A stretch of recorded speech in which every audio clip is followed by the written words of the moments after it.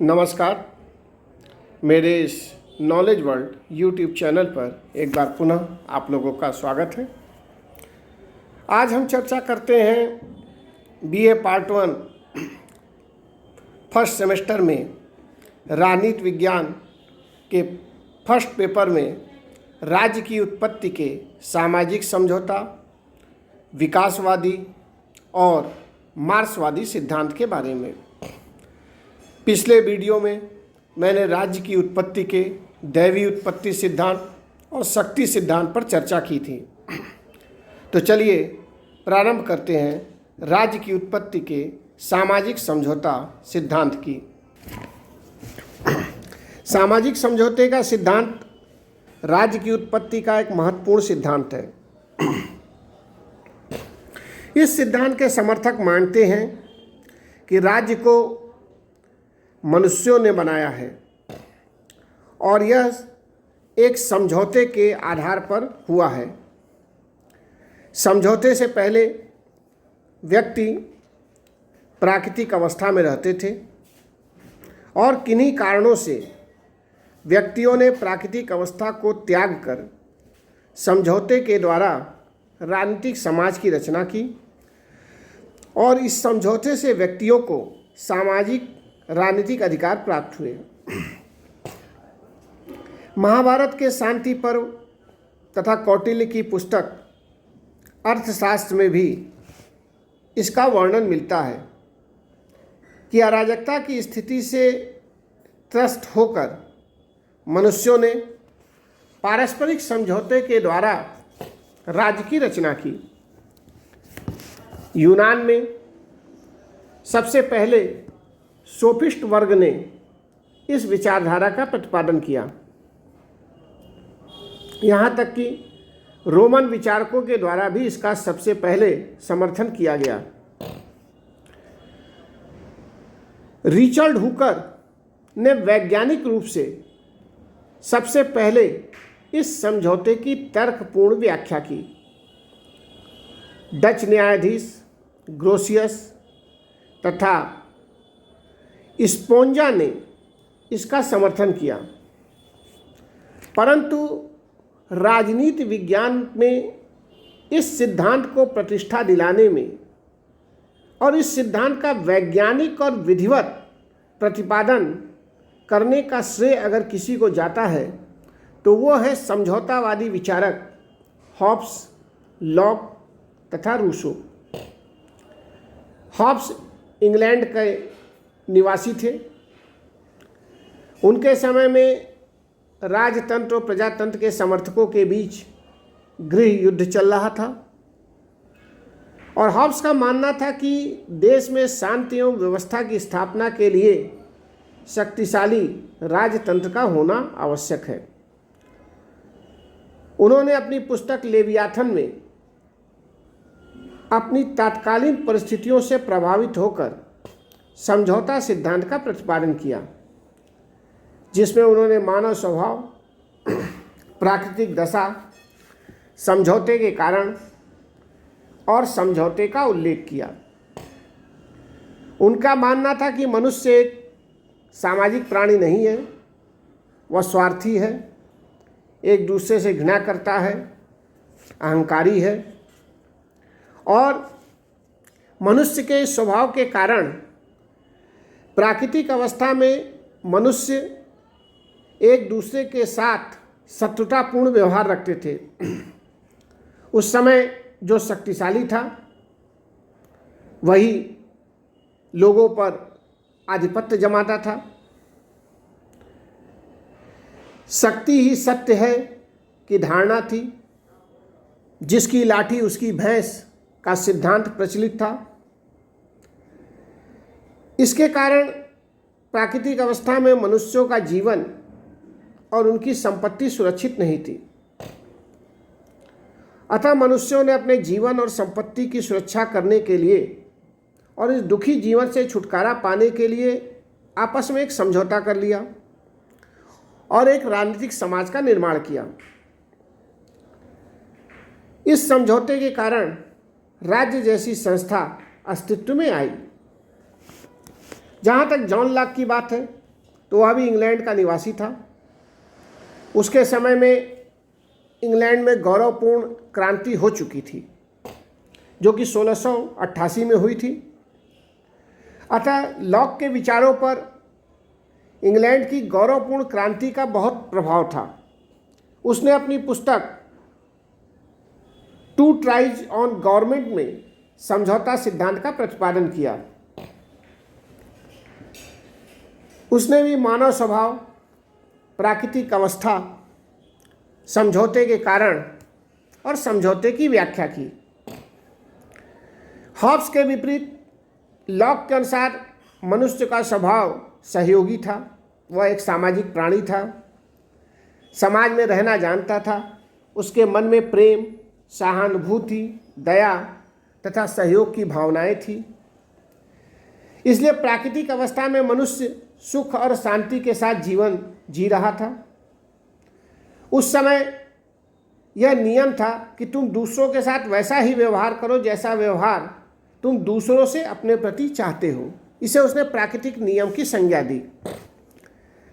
लेकिन उसका यह भी मानना था कि यह व्यवस्था बहुत ज़्यादा समय तक नहीं रही। इसमें कुछ कमियां थी, क्योंकि कुछ नियम जो थे उनकी कोई स्पष्ट व्याख्या नहीं थी। अतः ऐसी स्थिति में प्राकृतिक अवस्था में जो कमियां थी, उन कमियों को दूर करने के लिए मनुष्यों ने आपस में समझौता किया। यहाँ हम यह बताना चाहेंगे कि हॉब्स ने अपने समझौते में केवल एक समझौते की बात की कि सभी मनुष्यों ने आपस में समझौता करके एक राजा को अपने सारे अधिकार दिए और वही राजा राज्य का संप्रभु बना। जबकि लॉक का कहना था कि राज्य का निर्माण करने के लिए 2 समझौते हुए। पहले समझौते के द्वारा प्राकृतिक अवस्था का अंत करके नागरिक समाज की स्थापना की गई, और उसके बाद दूसरा समझौता शासक के साथ नागरिक समाज के लोगों ने किया, और शासक को यह अधिकार दिया कि वह कानून को लागू करे, नियमों की व्याख्या करे, कोई भी प्रतिबंध लगा सके। इस तरह लॉक ने भी समझौते को ही राज्य की उत्पत्ति का आधार माना। जहाँ तक रूसो की बात है, तो रूसो ने अपनी पुस्तक सोशल कॉन्ट्रैक्ट में सामाजिक समझौते सिद्धांत का प्रतिपादन किया। उसने भी मानव स्वभाव, प्राकृतिक अवस्था, समझौते के कारण और समझौते की व्याख्या की। रूसो ने कहा कि मनुष्य स्वभाव से तो अच्छा है, उसमें दया तथा परोपकार की भावना है, लेकिन सामाजिक बुराइयों ने मानव की अच्छाइयों को समाप्त कर दिया।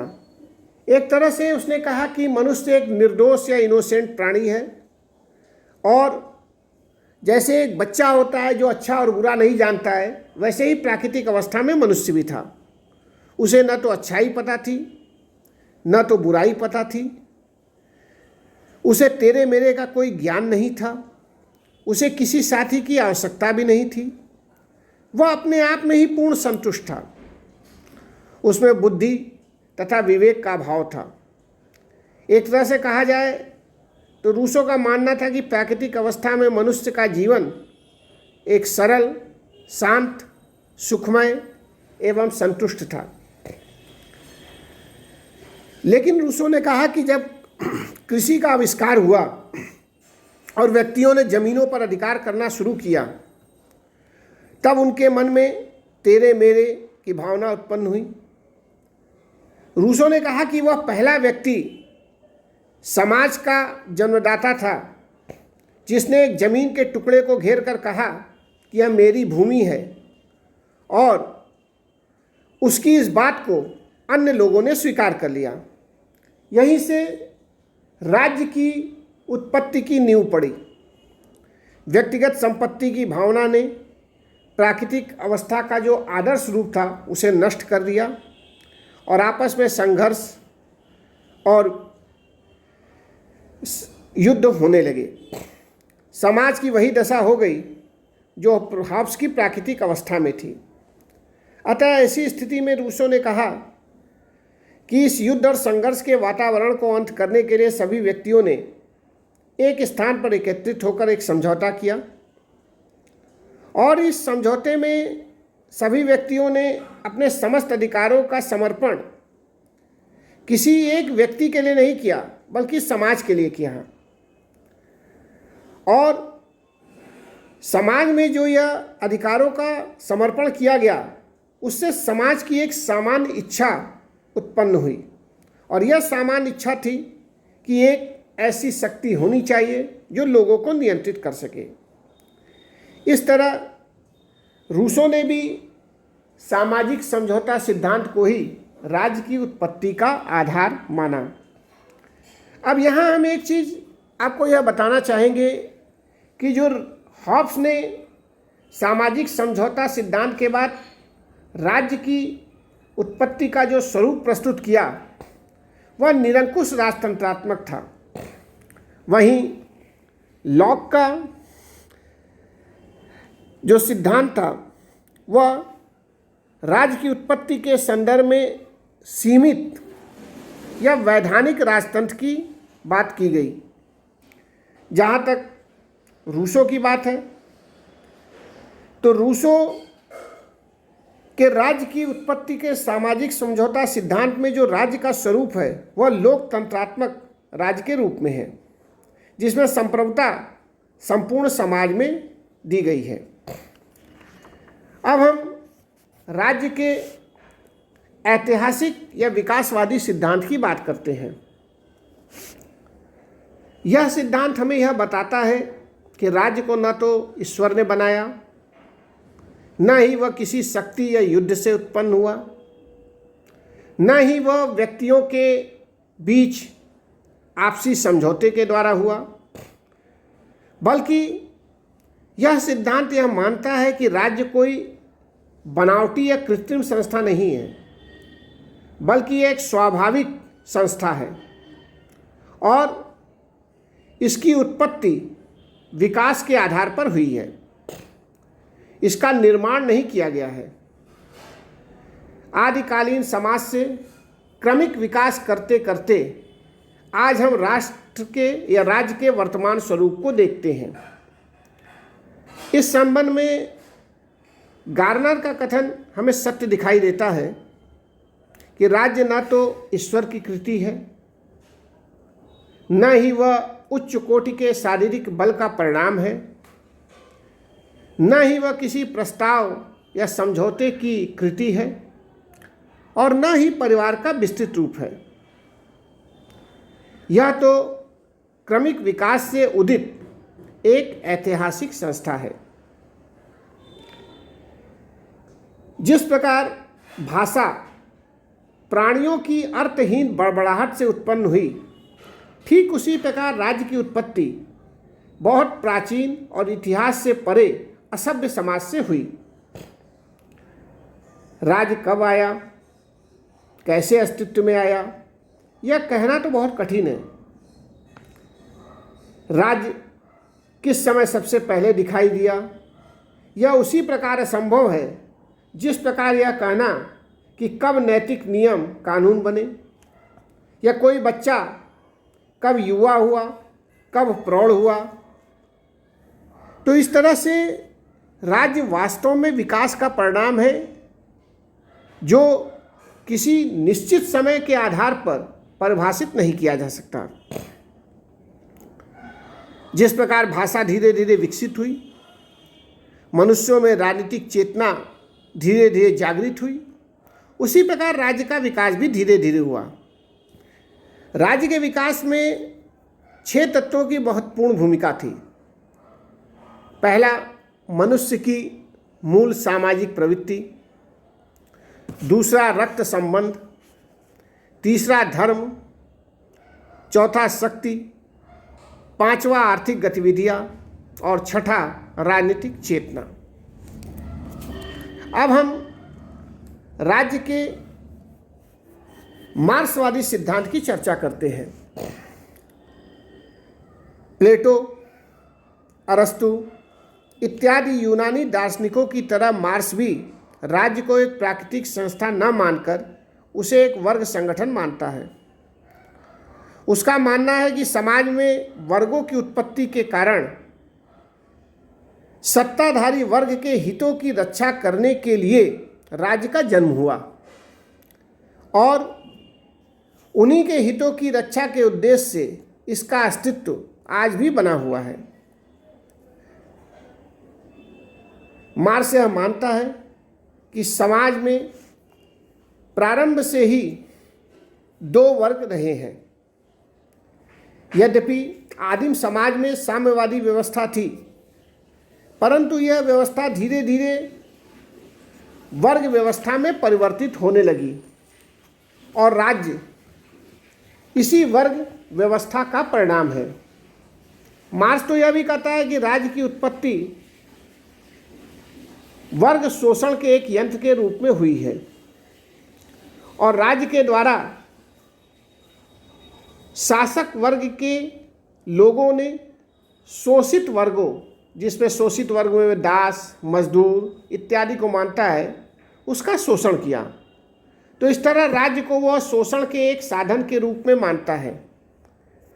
इस तरह हम देखते हैं कि राज्य की उत्पत्ति के संदर्भ में जितने भी सिद्धांत हैं, चाहे वह दैवी उत्पत्ति का सिद्धांत हो, चाहे शक्ति सिद्धांत हो, चाहे सामाजिक समझौता सिद्धांत हो या मार्क्स का साम्यवादी सिद्धांत हो या विकासवादी सिद्धांत, इन सब में सबसे वैज्ञानिक और तर्कपूर्ण अगर कोई सिद्धांत है तो उसे हम विकासवादी सिद्धांत के रूप में देखते हैं। और वास्तव में राज्य की उत्पत्ति का सबसे महत्वपूर्ण कारण विकास ही रहा है। धन्यवाद।